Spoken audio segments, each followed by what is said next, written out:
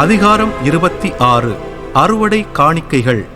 உனது உரிமை சொத்தாக உன் கடவுளாகிய ஆண்டவர் உனக்கு கொடுக்கவிருக்கும் நாட்டிற்குள் சென்று அதை உன் உடைமையாக்கி அதில் நீ குடியேறும் போது அந்த நாட்டின் நிலத்து முதற்பலன் அனைத்தையும் எடுத்து கூடையில் வைத்து உன் கடவுளாகிய ஆண்டவர் தம் பெயர் விளங்குமாறு தேர்ந்து கொள்ளும் இடத்திற்கு கொண்டு போ.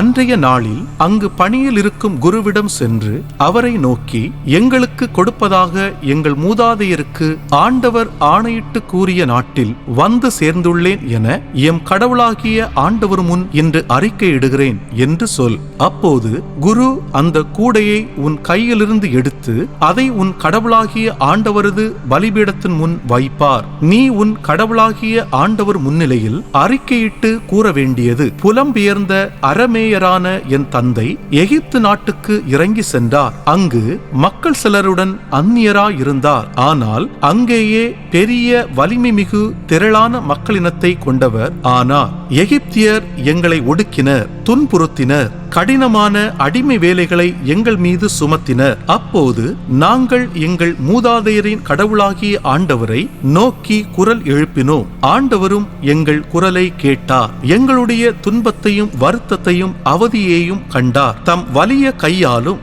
ஓங்கிய புயத்தாலும் அஞ்சத்தக்க பேராற்றலாலும் அடையாளங்களாலும் அருஞ்செயல்களாலும் ஆண்டவர் எங்களை எகிப்திலிருந்து புறப்பட செய்தார். அவர் எங்களை இந்த இடத்திற்கு கூட்டி வந்தார். பாலும் தேனும் வழிந்தோடும் இந்த நாட்டை எங்களுக்கு தந்தார். எனவே ஆண்டவரே, இதோ நீர் எனக்கு கொடுத்த நிலத்தின் முதற் பலனை கொண்டு வந்துள்ளேன். இவ்வாறு சொல்லி அதை உன் கடவுளாகிய ஆண்டவர் முன்னிலையில் வைத்து அவரை பணிந்து தொழுவாய். பின்னர் நீயும் லேவியரும் உன்னோடு உள்ள அந்நியரும் கடவுளாகிய ஆண்டவர் உனக்கும் உன் வீட்டாருக்கும் செய்த அனைத்து நன்மைகளையும் முன்னிட்டு அக்களியுங்கள். 10 பங்கு செலுத்தும் ஆண்டாகிய 3ஆம் ஆண்டில் அவ்வாண்டின் விளைச்சலில் 10 பங்கை லேவியருக்கும் அந்நியருக்கும் அனாதைக்கும் கைம்பெண்ணுக்கும் கொடு.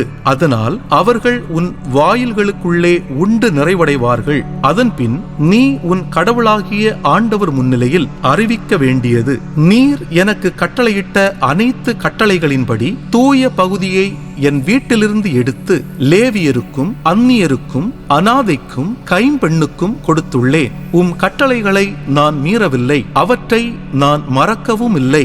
எனது துயர நாளில் அதிலிருந்து உண்டதும் இல்லை, தீட்டான போது அதிலிருந்து எடுக்கவும் இல்லை, இளவுக்காக அதிலிருந்து கொடுக்கவும் இல்லை. என் கடவுளாகிய ஆண்டவர் குரலுக்கு கீழ்ப்படிந்து நீர் எனக்கு கட்டளையிட்டபடி அனைத்தையும் செய்துள்ளேன். நீர் உமது தூய உறைவிடமாகிய விண்ணிலிருந்து கண்ணோக்கி நீர் எங்கள் மூதாதையருக்கு ஆணையிட்டு கூறியபடி மக்களாகிய எங்களுக்கு கொடுத்துள்ள பாலும் தேனும் வழிந்தோடும் நாட்டுக்கும் ஆசி வழங்குவீராக. ஆண்டவரின் சொந்த மக்கள், இந்த முறைமைகளையும் நியமங்களையும் நீ நிறைவேற்றுமாறு உன் கடவுளாகிய ஆண்டவர் இன்று உனக்கு கட்டளையிட்டுள்ளார். உன் முழு இதயத்தோடும் முழு உள்ளத்தோடும் அவற்றை நிறைவேற்றுவதில் கருத்தாயிரு.